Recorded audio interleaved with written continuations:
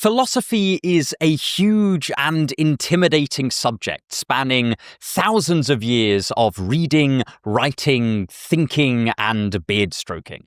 So much so that many people want to get into it, but simply don't know where to start. So here, I want to take you through the beginning stages of getting into philosophy. We'll be covering some key questions that you might want to ask, where to find particular resources, how to read philosophy books, and even how to write some of your own. This has possibly been my most requested video ever, and I really hope that you'll enjoy it. My name is Joe Foley, and this is Unsolicited Advice. 1. The landscape of philosophy. Normally, you would begin a beginner's introduction to a subject by giving a brief definition of that subject. An introduction to biology might start by saying something like, biology is the study of organisms, and then say a little bit more about what that entails. Chemistry might define itself for a beginner as the study of chemical elements and their behavior. A mathematician might tell you that mathematics is the study of symbolic and/or axiomatic systems. But we can't really do that with philosophy because both its allure and its frustration partly stems from the fact that we don't have a neat definition for it at all, even a nice simplified one that we could give as a brief introduction. When we talk about the range of philosophical questions available, they just don't slot together into a neat, coherent whole. A few of the oldest philosophical questions in history are as follows. What is the nature of the external world? Is there a God? What makes a good argument? How do we know things, and how can we improve at knowing things? What is the good life, and how do we achieve it? How should a society operate? What are the best kinds of society, and how do we get closer to them?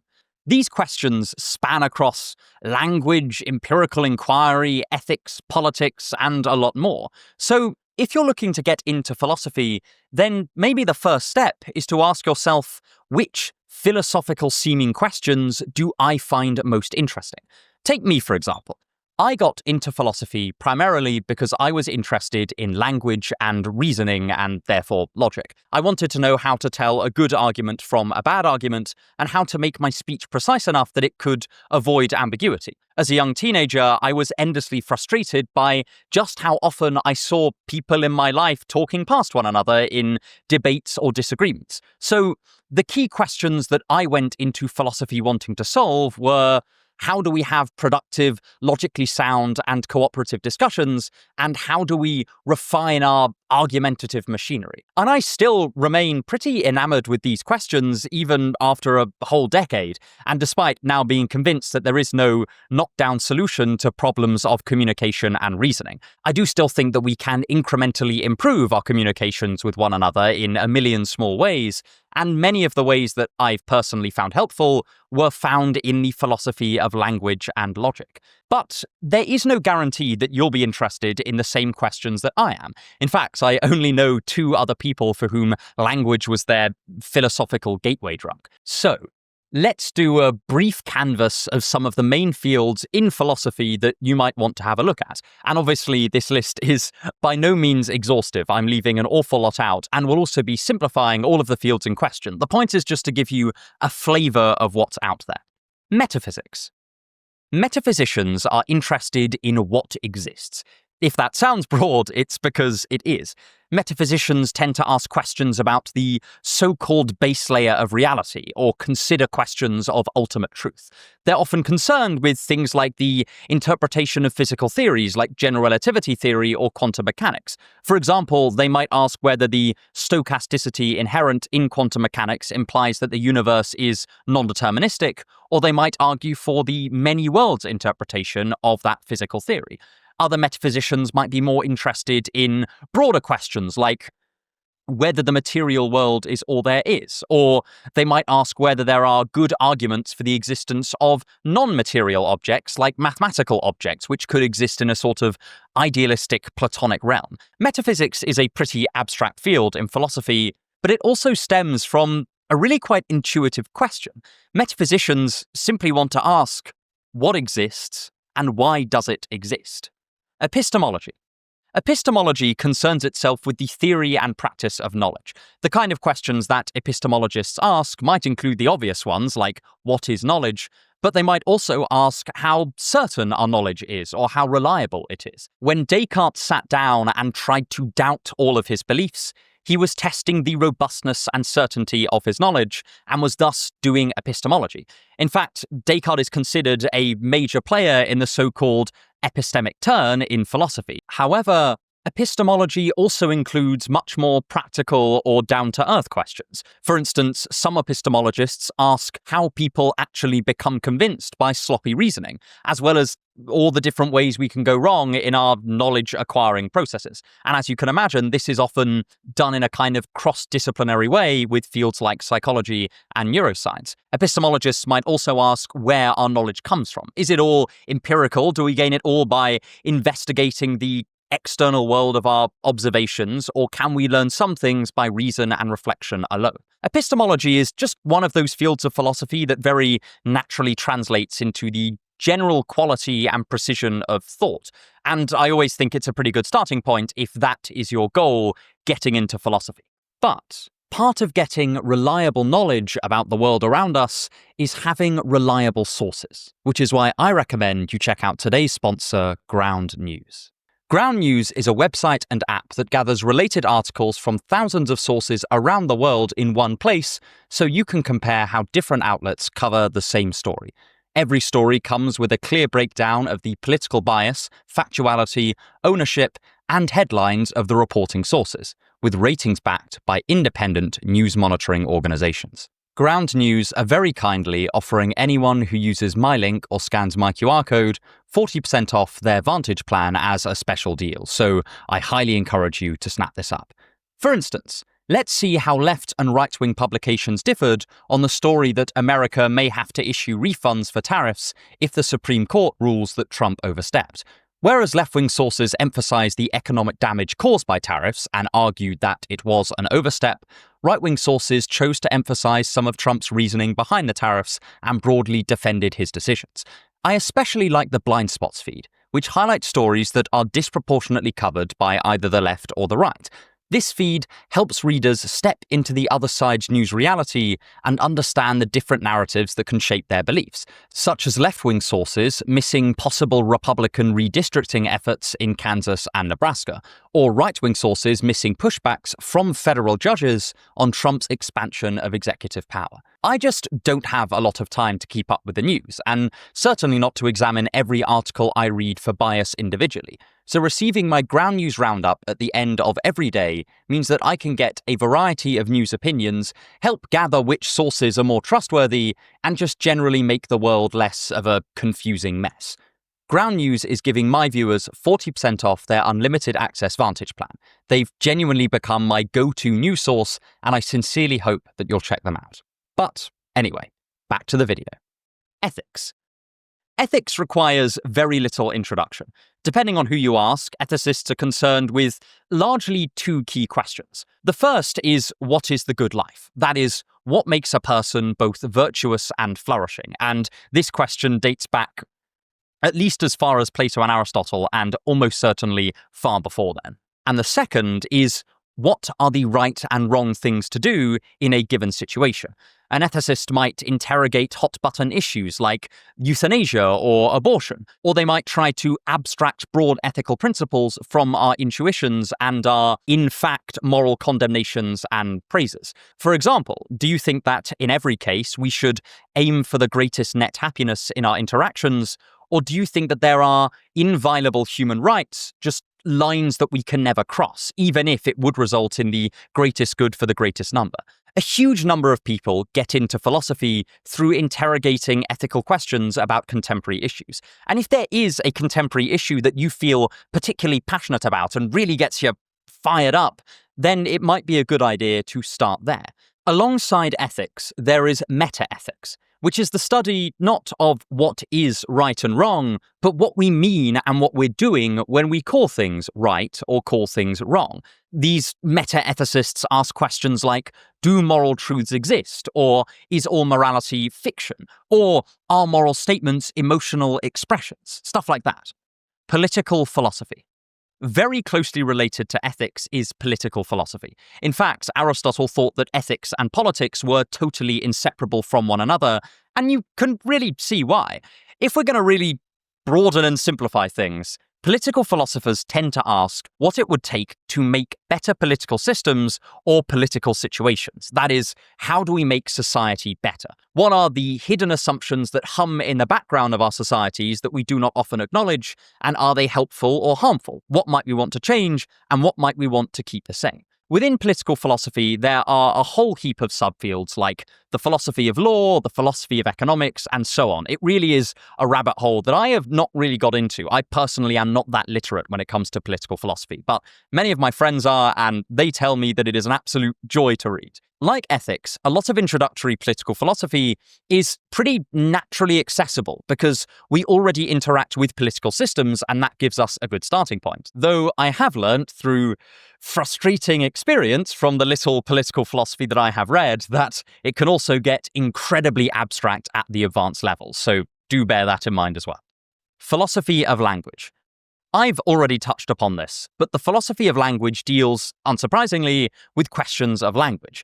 It looks at questions like how to make a language more precise, how our language actually functions in practice, and even what the nature of truth is, and how that connects with our everyday statements. There's an awful lot of crossover between the philosophy of language and linguistics, as you might expect, and this includes cognitive linguistics, which is highly interesting in its own right. And if you do happen to have a lot of prior interest in language or prior interest in linguistics, this is a great point of entry into philosophy. Logic. A natural follow-on from philosophy of language is logic. Depending on who you ask, this is either the study of particular formal axiomatic systems, or much more generally, the study of good argumentation. Logic, incredibly broadly speaking, splits into two loosely defined camps. There is philosophical logic, which is a very close cousin of the philosophy of language, and often looks at how to represent various philosophical and practical concepts using a variety of creative mathematical structures. So you might represent beliefs using a particular kind of model called a Kripke model, or you might discuss the various different ways to formalize human speech to eliminate ambiguity. This was an especially big deal in the 20th century. Then, on the other hand, there is mathematical logic, which just much more closely focuses on the formal element in formal logic. Here you might learn about the formal and mathematical properties of certain structures, as well as proof theory, the study of mathematical proofs, and model theory, the in-depth study of those structures. This is a pretty technical field, but it is also really fun, especially if you already have a mathematical background. Philosophy of religion. This field includes questions like, does God exist? In fact, that's probably the most famous question in the philosophy of religion. But it does also examine a huge range of issues. It talks about different conceptions of God, such as, could God be limited in power? And could there be a God that exists but we don't know anything about? Philosophers of religion also examine different arguments about God, as well as exploring related fields like the psychology of religious belief, or the plausibility of materialist metaphysics, or the connections between God and ethics, and the epistemic justification for different theological arguments. And as you can imagine, there is an awful lot of crossover with theology itself. Existential philosophy. The stereotypical way to introduce existential philosophy is to say it asks a question like, what's the meaning of life? But personally, I prefer the way that Walter Kaufmann talks about it in his introduction to existentialism and existential philosophy more broadly, and I certainly can't put it better than him, so I'm just going to quote him directly. The existentialists have tried to bring philosophy down to the earth again. The existentialist has taken up the passionate concern with questions that arise from life, the moral pathos, and the firm belief that, to be serious, a philosophy has to be lived. Existential philosophy is very difficult to define because there's not much that links a lot of these thinkers together.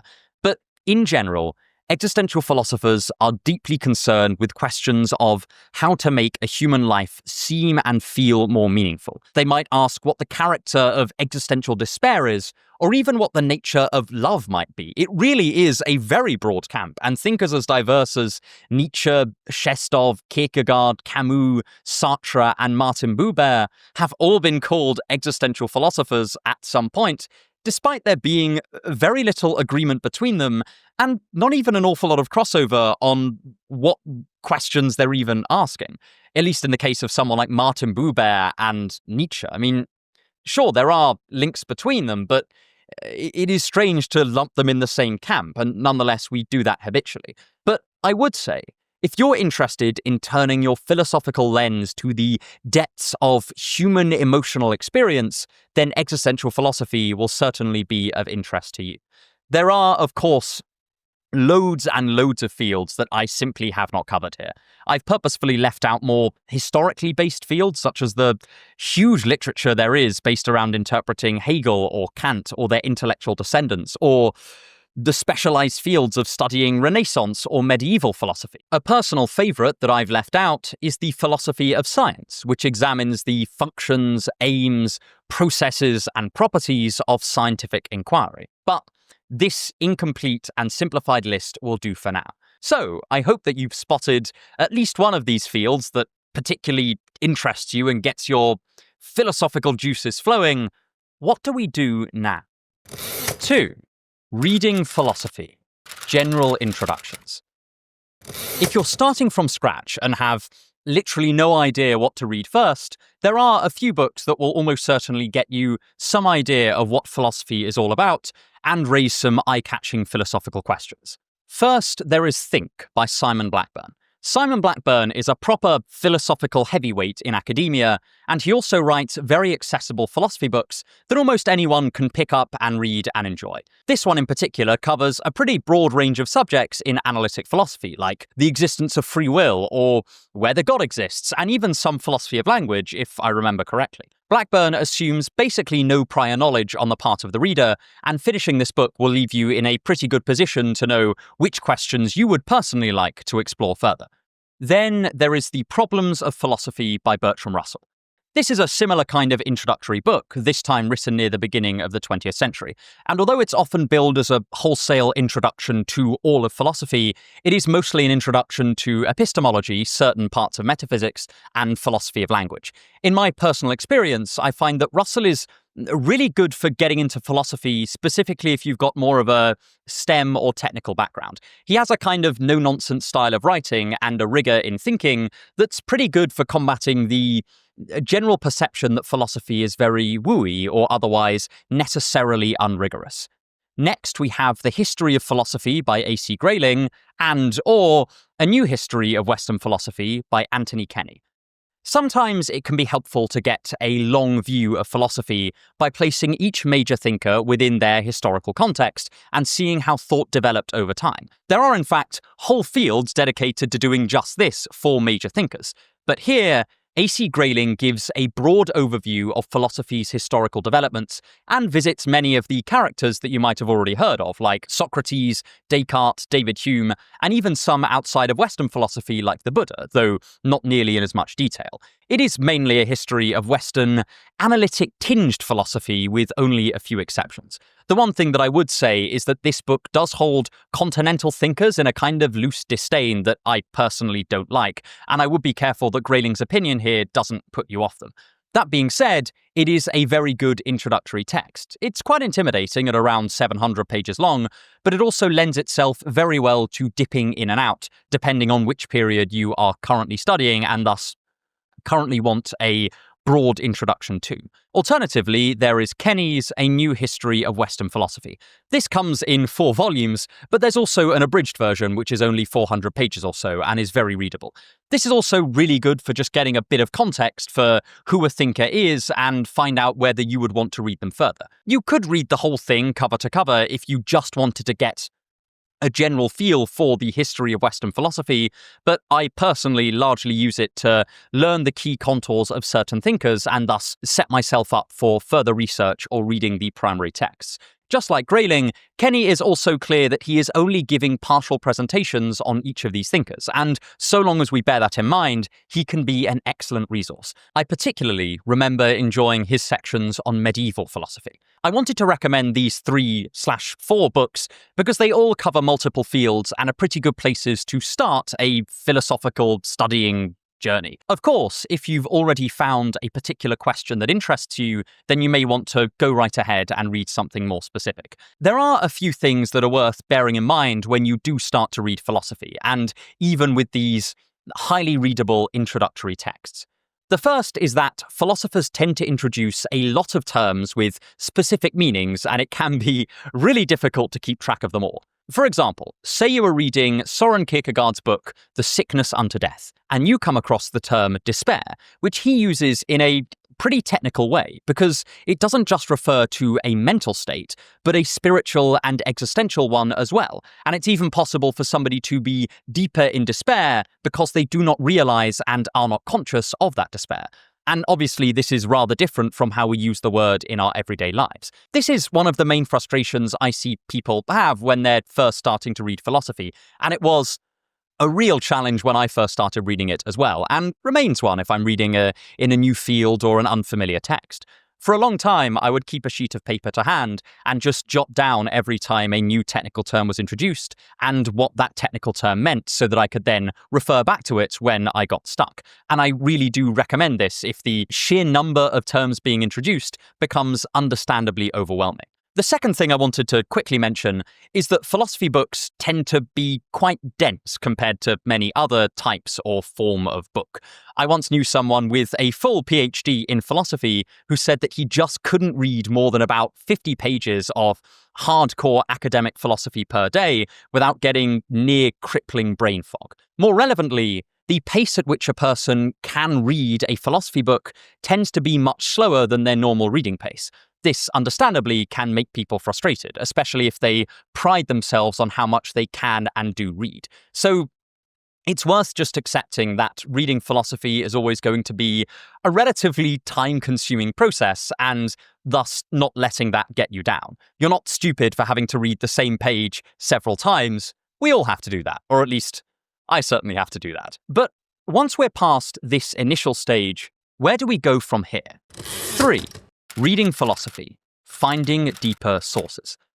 So at this point, you've roughly chosen a topic that you personally find fascinating and you want to explore it further. There are a few go-to places that you can visit next. All of these are slightly more difficult than the introductory text we've just talked about, so do bear that in mind. First, there are the publicly accessible encyclopedias. The two main ones to look at are the Internet Encyclopedia of Philosophy and the Stanford Encyclopedia of Philosophy, or it's otherwise called the SEP. Each of these has slightly different strengths to them. The Internet Encyclopedia is, in my experience, much more readable. Its entries often do cover quite a lot of ground, but they do remain very comprehensible if you don't know that much about the topic they're talking about going into it. Take that article on free will, for example. They begin with definitions of free will before moving on to determinism and then various forms of compatibilism or incompatibilism. It is peer-reviewed and it's very good, but also its writing style keeps the tone quite light. In terms of difficulty, I'd say it's a bit like reading a relatively advanced popular science book, like the ones written by Richard Feynman. You might have to stop every so often, but it's not a frustrating read. The SEP, on the other hand, is a different beast. It is, in my experience, often much more in-depth than the Internet Encyclopedia, and is broadly more focused on being a resource for scholars than a layman's introduction. In fact, it is very normal to see the SEP cited in the first few pages of published philosophy articles because it is just that good. That being said, it's also far, far denser than the Internet Encyclopedia. It tends to cite a wider range of scholars on average, and it does often cover its ground in more detail, at least in my experience. That being said, once you do get to the end of an SEP article on a subject, you are often very well placed to just go straight into the literature on that topic for yourself. Just, bear in mind it can be a bit of a slog to read at times. In both cases, however, the real magic is in the bibliographies. If a particular line of argument or thinker discussed in these articles takes your fancy, you can check the bibliography for their papers or their books, and that is incredibly helpful for starting your wider reading. There's also a great journal that I just want to shout out here because I very rarely hear people talk about it, and it's called Philosophy Compass. In most STEM fields, there are a healthy number of survey articles in any particular topic, whose job it is to give a broad overview of the state of the literature in this area. And this is something that philosophy has historically not had as much. But Philosophy Compass is, at least broadly, aiming to change that. A lot of their articles are also open access, which means that you can read them completely free, and each of them will give you a sense of what philosophers have written on a given topic. For instance, if you wanted to learn about AI safety in philosophy, you could check out D'Alessandro and Kirkgianni's article, where they survey a number of different approaches to AI safety and highlight key questions and areas for further research. I've become a bit of a Philosophy Compass acolyte, if I'm honest, and although they don't have articles on everything, and not all of their articles are open access and free, if they do have an article on something, it is normally really good. I just wish they'd reply to my sponsorship emails. Then we have the Oxford bibliographies. This is technically not free, and you do need institutional access to look at their whole articles, but if you are currently part of an educational institution, you may be able to access this. Additionally, and more importantly for our purposes, you can use some of it for free. These are lists of recommended readings in a topic by top experts in a given area of philosophy and many other fields, mainly in the humanities. For instance, the absolute titan of Nietzsche scholarship, Brian Leiter, has written one for Nietzsche. You're looking at the free version now, and you can see that even though I can't access the whole bibliography, there are still some great recommendations here. This is where I was first introduced to Bernard Regenster's book, The Affirmation of Life, which I have really enjoyed. We also have Leiter's brief comments on each one. For instance, we learn that Maude Marie Clark has a largely psychological interpretation of Nietzsche's will to power. So if that's the interpretation that you want to look into further, you can do that. On the other hand, if you want to look into the eternal recurrence, we have Bernd Magnus's Nietzsche's Existential Imperative. I'm currently reading John Richardson's Nietzsche System, partly because of Leiter's recommendation that this is a really good starting point for someone who wants to explore some of the more European scholarship on Nietzsche, but struggles with the European style. As someone who has desperately wanted to look into Deleuze's interpretation of Nietzsche, but could do with a lot of preparation because I find Deleuze basically impossible to understand, this has been really helpful for me. I am lucky enough to have access to the subscribed version of these bibliographies, and they are great for just pointing me in a relatively sensible direction when I want to look into something in more detail. You also know that these are curated lists by an expert, which makes them very, very reliable. But even if you don't have the full version, you can get to see the top 5 or so entries of each bibliography for free. And they are normally some of the most well-regarded texts in that field. I've literally seen no one talk about the Oxford bibliographies online, but they are amazing, and I can't believe that even the free version is this good.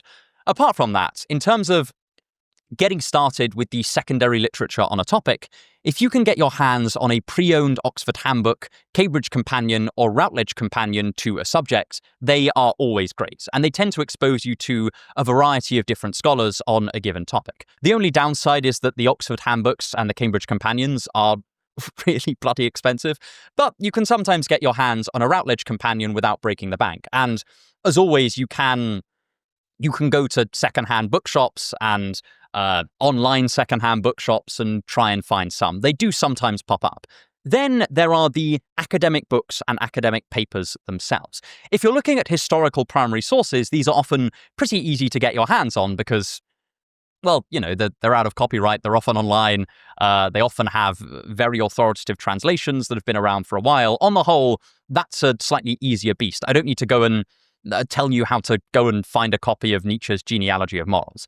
But in terms of modern published academic books, they are often pretty expensive, and that's unfortunate. But that doesn't mean that there aren't generally cheaper ways of getting your hands on them. In terms of books, you can shop pre-owned, which pretty much always lowers the price, but this is also where having access to a public library system really comes in handy, and why, if you'll permit me a brief foray into the most milquetoast political activism imaginable, public libraries are really important. At least in the UK, your public library will often order books for you, and university libraries even more so if you are at a university. I can't speak for the total success rate here, but in my experience, librarians are only too happy to help with this sort of thing as long as their budget is permitting, and unfortunately that is often a pretty big if. I also don't know what library systems are like in other countries, so this is a more UK-specific tip. Also, if you do know people that are currently attending a university, then they might be able to help you out. In terms of papers, and even some books, there is the excellent resource PhilPapers, where many philosophers will upload their pre-publication drafts of various papers. So I'll give you an example. Here we have Professor Tim Button's paper, Mathematical Internal Realism. And although it will have gone through some changes between this unpublished draft and its official publication, you can still get the substance of Button's arguments. Not all philosophers will upload their drafts to PhilPapers, but a surprising amount of them do. And so this is a pretty good way to read real cutting-edge philosophical work, often completely free. Additionally, and this is by no means a foolproof method, and I would be pretty careful with this, you could email academics and ask for a copy of their papers. Many of them are more than happy to oblige, just don't expect a particularly quick response, as most working academics are very busy. But when I was at university, a lot of professors and lecturers would say that they really didn't mind people reaching out, as long as they were patient and polite. Having said that, I have not tested this out myself too much, as I have access to a lot of journals through my alumni email affiliated with my old university. But I do know people who have asked for and got papers in this way, so it can be done. Just, as always, be polite, be enthusiastic, and don't nag or chase them up. If they haven't replied, then I would just resign yourself to not getting that paper. I don't want to be responsible for a bunch of academics having their inbox completely clogged now. Please do be responsible with this particular tip. But either way, once you have got your hands on the materials you want to study, the next step is learning how to read them. 4. Reading and discussing philosophy. I have a whole video that's more generally on how to read difficult books, and many of those lessons will transfer over to philosophy books, so I won't recap them in too much detail here. But I do think there are a few general things that are helpful to bear in mind. The first thing I want to emphasize is that, unlike in many other fields, in philosophy, your job is not just to sit back and absorb whatever the text says as gospel. You also get to question and interrogate the text. You can disagree, dispute, and challenge whoever you're reading, whether it's a modern paper in some top journal or some great name of years gone by. However, this critical attitude must also be tempered by another attitude, and that is charity. To read someone charitably means to interpret what they're saying in the strongest way that is reasonable, without excessively twisting their words into saying something that they are not. So, say for the sake of argument, you're reading the magnificent philosopher and logician Gottlob Frege's article, The Thought, A Logical Inquiry. This is one of my favorite examples because it is a brilliant paper, and also you could make it sound ridiculous if you choose to interpret it in as uncharitable a way as possible. Here is one line from it. I call a thought something for which the question of truth arises. A deeply uncharitable way to interpret this would be to say something like, look how ridiculous Frege is being. He thinks that thoughts can only be true. But this would be a misreading of the text, because just in the next sentence, he says, I ascribe what is false to thought just as much as what is true. It becomes clear that what he is arguing is not that all thoughts are true, but that thoughts are truth-apt. In his philosophy, they are the kind of things that can be true or false. You could then interpret this uncharitably and say, that's just silly. I can think of things that are neither true nor false, like vague statements or fuzzy images. Pictures can't be true, nor can they be false. But again, we can remember that Frege said, I call a thought something for which the question of truth arises. He's telling us how he is going to use that word, not making a psychological claim about human experience. It is easy and tempting to caricature a philosopher if you find yourself disagreeing with them, but it's also really important to resist that urge. That was hammered into us in undergrad an awful lot. On the other hand, you can directly challenge the philosopher on claims they do make when you're interpreting them charitably. For example, in this very same article, Frege clearly argues for Platonism about these logical thoughts. That is, he argues that they exist immaterially in some third acausal realm. And this is certainly a claim that you can dispute, and indeed many people do dispute. When I personally am reading philosophy, I like to think about it as a kind of extended conversation between me and whatever I'm reading. It's worth consciously asking questions as you go so that you do stay critical when engaging with the text. But at the same time, it's important to ask yourself, am I misunderstanding or strawmanning this thinker? There's no surefire way to make sure that you're not doing this, but I think that a good general rule of thumb is to see if you can reconstruct the thought process that got them to this view, and you can understand how a very intelligent person could have believed and followed every step of that reasoning process. Of course, this is a constant battle because philosophical texts are often quite difficult to parse, and many of them, especially historical ones, also have many different plausible interpretations. There is absolutely no shame in discovering that you have misread a text or change your interpretation later. God knows that I have done that so many times, and I'll almost certainly have to do it again countless more times. We'll talk more about this later, but try to think of learning philosophy as a process that is constantly up for revision. Like any field of study, you're not done with it, and there is no resting on your laurels having solved it for all time. But that's also part of the fun. The culture of philosophical discourse, at its best, allows us to make mistakes, to change our views, and generally to develop as thinkers. So don't worry too much about getting it wrong. Hell, try embracing getting it wrong. Some of the greatest philosophers of all time, from Frege to Wittgenstein to Kant to Nietzsche to Plato to the Buddha Siddhartha Gautama, have at some point admitted that they got things wrong in a pretty big way and made substantial breaks from their old ways of thinking. Additionally, don't be afraid to look things up when you are reading and when you come across some kind of unfamiliar idea or term. Especially with historical texts, they do often reference very unfamiliar things to the modern reader, since they're often engaging in debates which have, in the details at least, often passed into history. The nature of philosophical texts means that even with modern ones, and especially with modern papers, we are often entering into the discussion midstream, and this means that we just will not have all of the context. I've met a few people who felt that looking up a key term was a sign of failure or of a sign of some kind of intellectual deficiency, and I cannot stress this enough. That is just not true. We've all looked things up when we don't understand them, and that's absolutely fine. You're not more noble for slogging it out without any kind of secondary literature or extra research. Also, that extra research might just send you down a rabbit hole and you'll discover something else that you find really interesting. These spontaneous escapades can be really quite fun. And then there is philosophical discussion. This is sort of a fraught topic in some ways because we have this caricature of the philosophy bro who uses their knowledge of a subject as a sort of a cudgel to beat people over the head with. And obviously, I would generally advise against this approach. It's not exactly out of line with a lot of the history of philosophy, but I still think that it is ultimately unhelpful. As an old professor of mine was fond of saying, I guarantee that someone knows more than you about almost everything.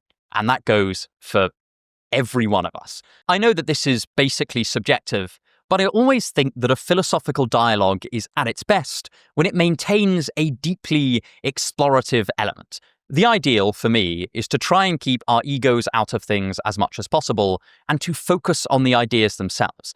It's important to allow people to change and shift their position and to be open to changing yours yourself. Just like when we are reading philosophy, it's worth asking how we might be wrong about the things that we hold strong views about. Whereas in some other areas of life and speech, being confident in your position may be perceived as a strength, I find that excessive confidence can be a real hindrance to philosophical conversation. I do, however, really think that discussing philosophy is a vital part of the philosophical process. This is partly just because other people will have vastly different viewpoints to you, and they will probably have thought of things that you have not, and vice versa.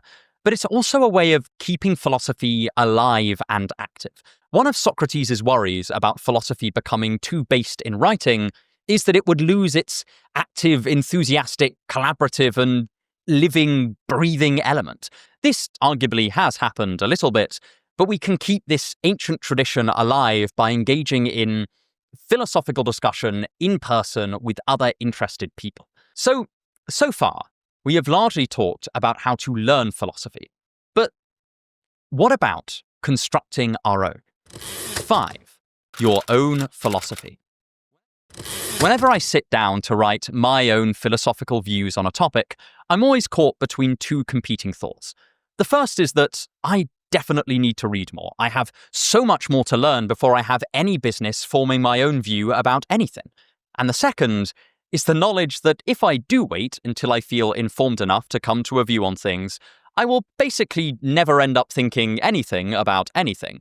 And that doesn't seem all that in the spirit of philosophy. The trouble is that these two thoughts are fundamentally in tension with one another. And if you do get into philosophy, you will probably end up in the same general rut.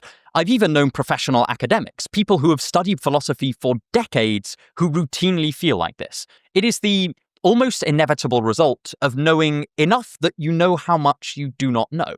Your island of knowledge gets bigger, but the shores of conscious ignorance also get bigger with it.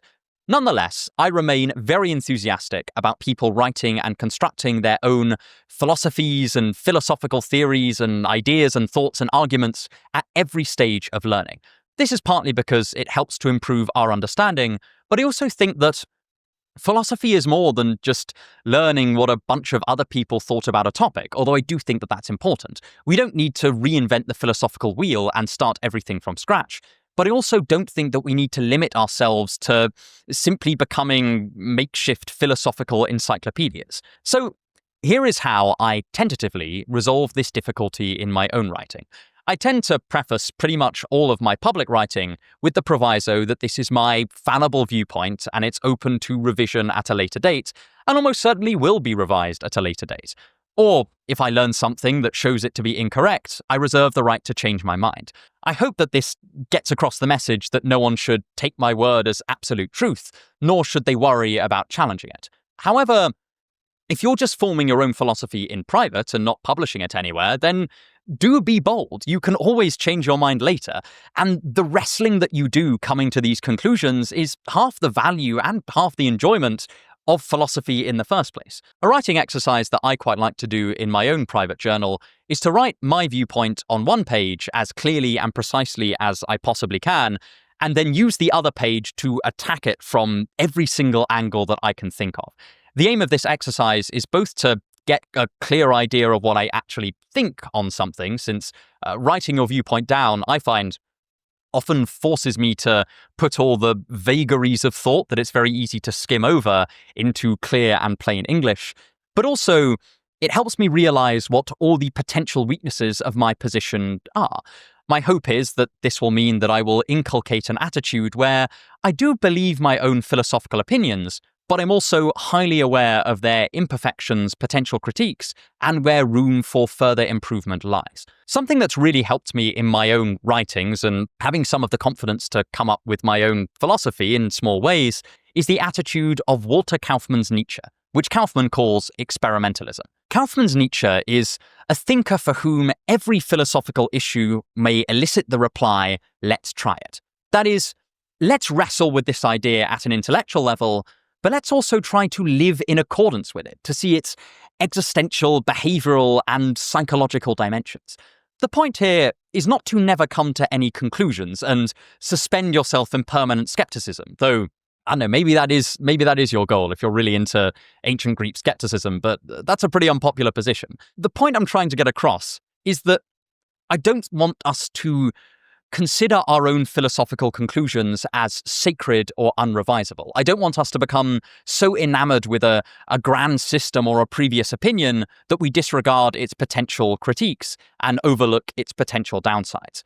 Kaufmann's Nietzsche, as an attitude, encourages us to be as fearless in our own questioning as we possibly can, and tells us not to spare ourselves and our own views from our interrogative lens. Of course, we are only human. We will inevitably get emotionally attached to positions and our egos will get involved. That's just a part of life.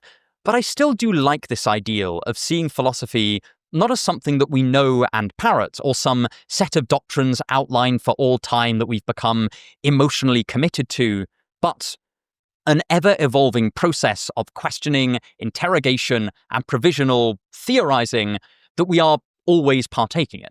Like any search for knowledge, we can only hope for progress rather than absolute completion. Although from one point of view, this might seem a little bit pessimistic, since our work is never done. From another, I think that it's deeply optimistic. Our philosophies will never be so static that they become stagnant, and so we can remain a curious student until the day we die. So, if there is one thing you take away from this video, please let it be this. Although learning philosophy is fun and reading it is highly interested, and I really do encourage you to do all of that, it is also worth doing your own philosophy. And as long as we bear in mind that our conclusions are provisional and experimental and open to change, we can do this no matter what stage we are along our philosophical studies. After all, literally none of us, not a single one, will ever reach the point where we are finally done. And if you want some more book recommendations to get you started, I have a video on that right here. Thank you so much for watching, and have a wonderful day.